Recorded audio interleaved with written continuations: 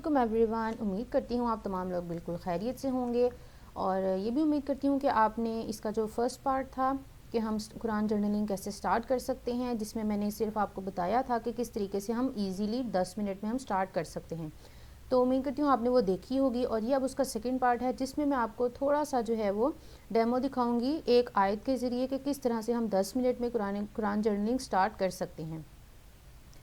ये एक बहुत ही इजी मेथड है और ये मैंने इस वजह से आप लोगों के साथ शेयर किया क्योंकि बहुत सी मेरी बहनें ऐसी हैं जो कहती थी कि हमें समझ नहीं आ रही कि हम किस तरीके से करें।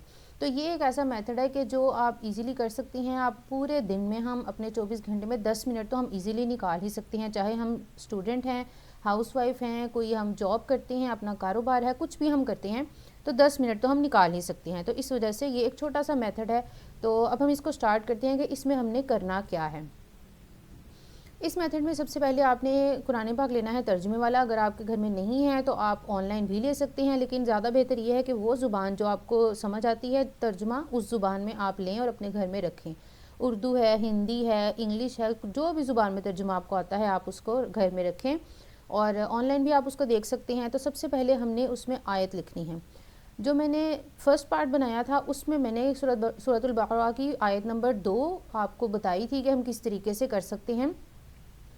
आज की वीडियो में मैं जो सूरतुल बक़रा की आयत नंबर 3 है उसको आपको बताऊंगी कि हम किस तरह से इसको 10 मिनट में कर सकते हैं। तो सबसे पहले हमने आयत लिखनी है। आयत है कि अल्लज़ीना युमिनूना बिल-ग़ैबि व युक़ीमूनस-सलाता व मिम्मा रज़क़नाहुम युनफ़िक़ून। ये एक आयत है।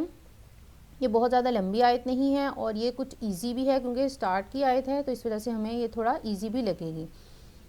जब हम ये आयत लिख लेंगे तो अगर आप ये आयत नहीं लिखना चाहते तो आप इसकी जगह पर सिर्फ जो है वो आयत नंबर भी लिख सकती हैं। जैसे हम अगर अपने स्पेशल डेज़ में होते हैं तो हम आयत नहीं लिख सकते, उसमें हम सिर्फ अपना आयत का नंबर लिखेंगे और आप या तो स्पेस छोड़ दें और बाद के दिनों में वो लिख लें, या अगर आप नहीं भी लिखना चाहते तो आप सिर्फ जो है वो आयत नंबर लिख लें। उसके बाद सेकेंड नंबर पर हम लिखेंगे इसकी ट्रांसलेशन इसकी इस तरह से है, क्योंकि हमने जो लास्ट आयत अगर आपने देखा होगा तो या नहीं देखा तो मैं आपको रेकमेंड करूँगी कि आप इसका फ़र्स्ट पार्ट ज़रूर देखें। उसमें अल्लाह ताला ने बताया था कि मुत्तकियों के लिए हिदायत है इस कुरान में, इस किताब में। तो अब आगे अल्लाह ताला उसी को बता रहे हैं कि मुत्तकी कौन लोग हैं।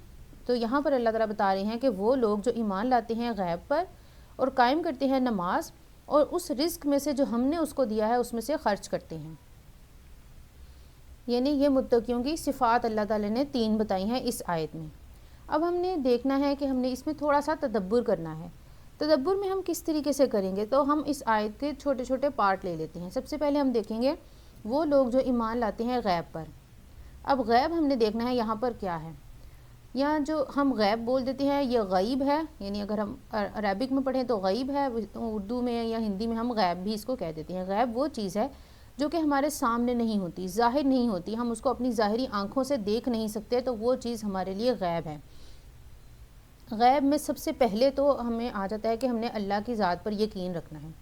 और यहाँ पर सिर्फ ये नहीं है कि हम ईमान लाते हैं कि हाँ अल्लाह है, नहीं, बल्कि हमने इस चीज़ पर यकीन रखना है कि जो अल्लाह ताला हैं वो हमारे हर वक्त हमारे कामों से बाखबर हैं। हम जो भी करते हैं अल्लाह ताला उनको देख रहे हैं और हमने उस हिसाब से अपनी ज़िंदगी को गुजारना है। यानी ये नहीं है कि हमें पता तो है कि अल्लाह है लेकिन साथ साथ हम गुनाह भी करते जा रहे हैं। हमें पता तो है, हम इस बात पे ईमान रखें कि अल्लाह ताला हमें हर वक्त देख रहे हैं। हम किसी भी जगह पर अल्लाह ताला से ओझल नहीं हो सकते। दुनिया में कहीं भी किसी कोने में चले जाएं हम अल्लाह ताला से ओझल नहीं हो सकते, लेकिन फिर भी हम इस बात को एक साइड पर रख कर हम गुनाह भी करते जाएँ या छुप कर करें। वो छुप कर हम लोगों से तो छुप सकते हैं, अल्लाह से नहीं छुप सकते। ये असल जो है इस चीज़ पर हमने ईमान लेकर आना है कि हम अल्लाह ताला से नहीं छुप सकते। हम कहीं पर भी हों हमने अपने एमाल को उस हिसाब से रखना है। उसके बाद आ जाते हैं फ़रिश्ते। हम अपनी अब जो हमारी नॉर्मल आँखें हैं या हम अपनी ज़िंदगी में फ़रिश्तों को नहीं देख सकते।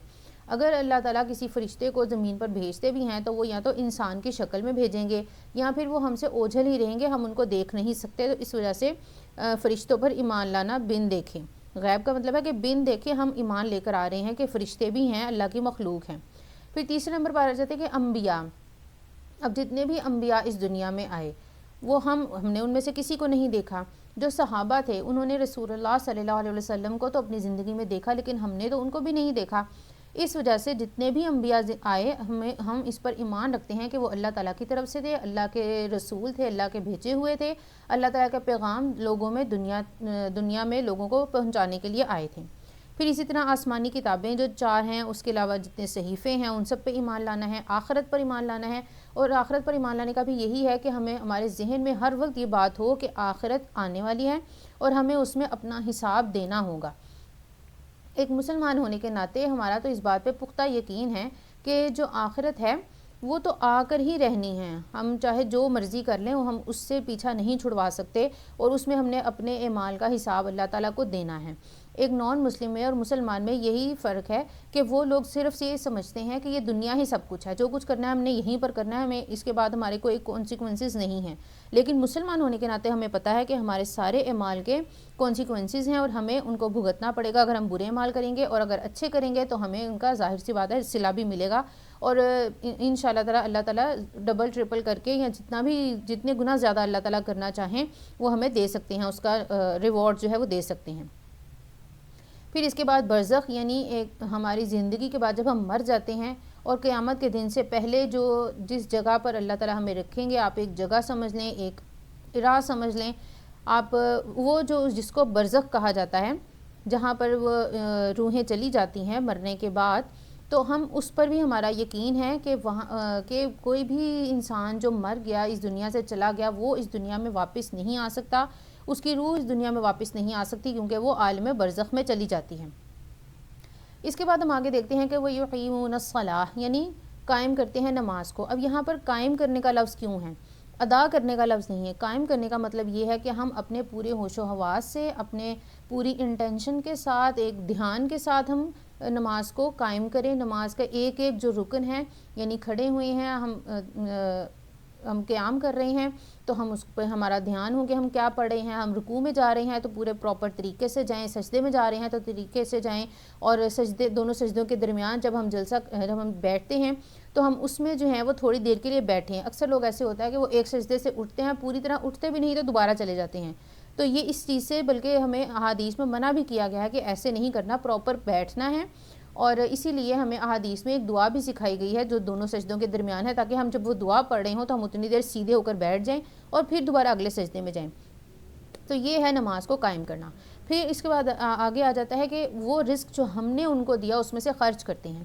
اب ہم سب جانتے ہیں کہ ہمیں جو بھی چیز اس دنیا میں ملی ہوئی ہے وہ تمام کی تمام ہمیں اللہ تعالیٰ کی طرف سے ملی ہوئی ہے، ہمارا اپنا اس میں کوئی بھی کردار نہیں ہے۔ کسی کو اللہ تعالیٰ نے زیادہ رزق دیا اور اس طرح سے اس کو آزمائیں گے، کسی کو کم رزق دے کر آزمائیں گے۔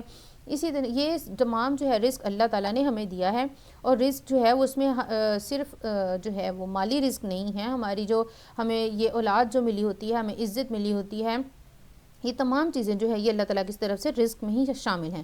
یہاں پر ہم بات کریں گے وہ مالی رزق جو اللہ تعالیٰ نے عطا کیا، تو اس میں ہم کس طریقے سے اس کو اللہ کی راہ میں خرچ کر سکتے ہیں۔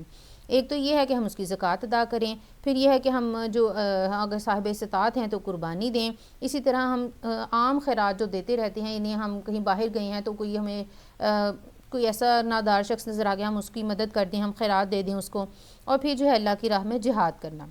تو یہ ہم نے تمام دیکھ لیا کہ آیت دیکھ لی، ٹرانسلیشن، اور اس پہ ہم نے تدبر کر لیا کہ ہم کس طریقے سے اس آیت سے ہمیں کیا چیز سمجھ میں آئی ہے۔ اس کے بعد ہم ایک دعا لکھتے ہیں کہ ہم جو بھی آیت پڑھیں اس سے ہم کوئی بھی دعا بنا سکتے ہیں۔ جیسے اس آیت سے ہم یہ دعا بنا سکتے ہیں کہ اے اللہ ہمیں متقین میں شامل فرما، یا یہ دعا کر سکتے ہیں کہ اے اللہ ہمیں کامل ایمان رکھنے والا بنا دے، یعنی ہم ہر چیز پہ ایمان تو لائیں لیکن صرف زبان سے نہ لائیں بلکہ ہم دل سے اس چیز پر ایمان لائیں جو کچھ اللہ تعالیٰ ہمیں فرما رہے ہیں ہر ایک چیز پر۔ تو یہ ہم اس طرح سے 2-3 مختلف دعائیں بنا سکتے ہیں، ایک بھی بنا سکتے ہیں۔ یہ میری آج کی چھوٹی سی ویڈیو تھی، چھوٹی سی کوشش تھی، اور اس میں نے آپ کو پریکٹیکل بھی کر کے دکھا دیا، اور میں نے بتا بھی دیا کہ 10 منٹ میں ہم کس طریقے سے قرآن جرنلنگ سٹارٹ کر سکتے ہیں۔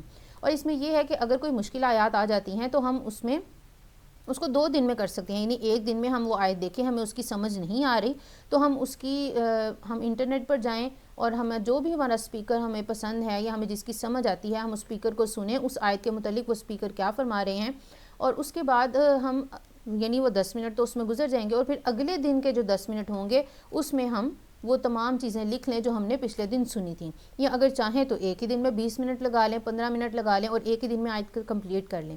تو آپ مجھے ضرور بتائیے کہ اس میں سے جو میں سب کچھ آپ کو بتایا ہے وہ آپ کو کتنی سمجھ آئی ہے، اور اگر پھر بھی کوئی کنفیوژن ہے تو آپ مجھے ضرور پوچھیے، اور میں پوری کوشش کروں گی کہ آپ کو آپ کے جتنی بھی کوئی کنفیوژن وغیرہ ہیں اس کا میں آپ کو جواب دے سکوں اور اچھے طریقے سے آپ کو سمجھا سکوں۔